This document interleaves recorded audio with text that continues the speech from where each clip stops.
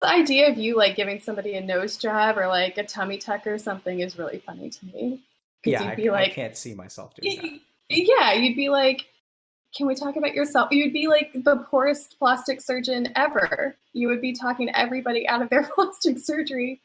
Um, yeah, you'd be giving them hugs and Yeah, chanting with I them. guess a lot of people don't know this, but like Healthy Gamer was sort of like a random thing, like I suggested. We just kind of started it one day. Yeah.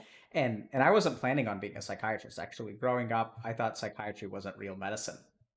And I was going to be a doctor that saved lives, not someone who dealt with depression, which growing up I conceived of as personal weakness, because that was sort of the culture that we grew up in.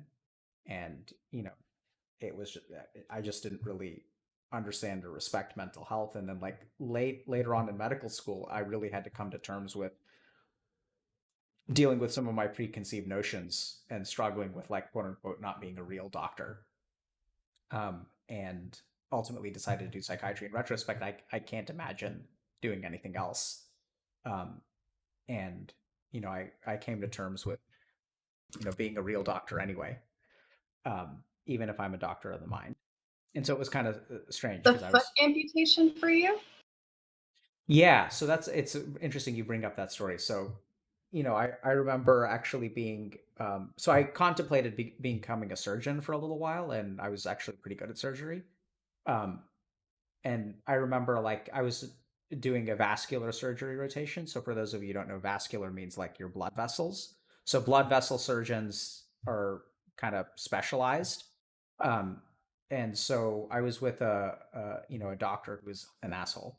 Um, and then he came in to see a patient who had come in and needed an amputation, um, because they smoked and they had vessel disease in their legs. So what happens is like smoking and other risk factors like diabetes make it so that your legs can't heal or your feet can't heal, and so you actually get infections that aren't able to heal even with antibiotics and stuff, and you have to actually end up amputating them.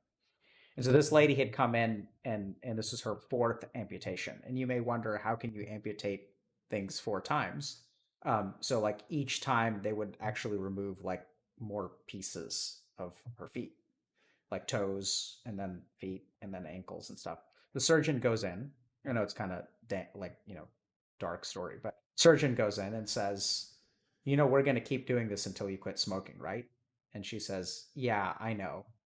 I'm sorry. And then we wheel her off to the OR, and that's it.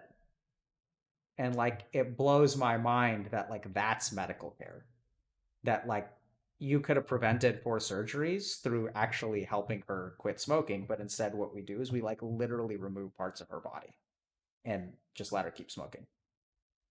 And so it really blew my mind. And that was one of those experiences that made me realize that like so much of what happens to our bodies starts in our mind. And so much of our life and what we do to ourselves, so much of physical health starts with behavior.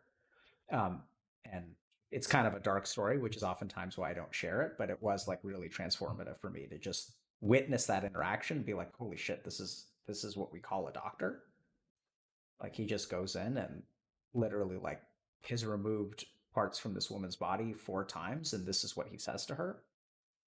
And it's just made me really think about the nature of health and like what we emphasize and what we spend our research dollars in, which then got me thinking about how much money do we spend on teaching people to not quit smoking, which by the way, if anyone is curious, is the single most impactful thing that a physician can do for a patient is to get them to quit smoking.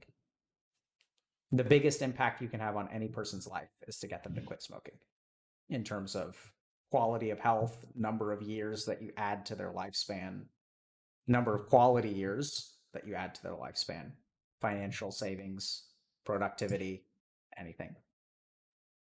So I wound up being remember a you psychiatrist.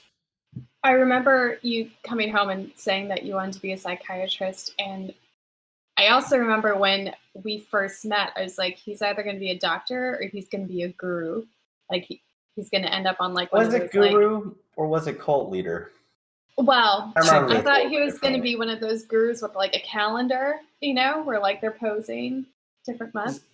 Zach, if you're inside the cult, it's a guru. If you're Oh. outside of the cult, it's a cult. Right. True. Until they And make so- a documentary about you, you're a guru. Once they make a documentary about you, then you're a cult leader. Totally.